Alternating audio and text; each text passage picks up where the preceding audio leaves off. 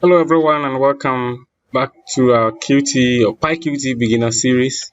Today we will take a look at the QLabel, and this is the starter code. If you are not familiar with it, probably if not watched the previous videos, be sure to watch it. The link to the full playlist is in the description, where I explain all this code, all these lines of code, one after the other in so much detail.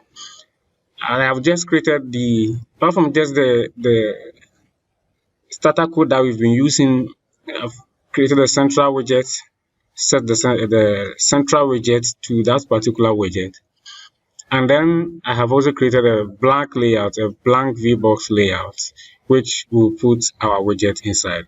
And this function also, we may not even need it in this tutorial. Let me delete it. We don't need a function in this tutorial. So let us continue. Can say self.label, this one should be equal to QLabel, and of course you should get that one imported before we can use it. Make sure it's importing from pyqt5.qt widget, and this is the label which is used to display text and images onto the screen or in our application.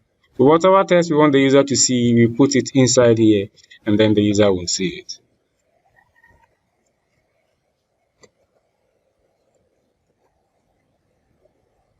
Now when we have to now add the label to the layout. So, layout.add widget self.label.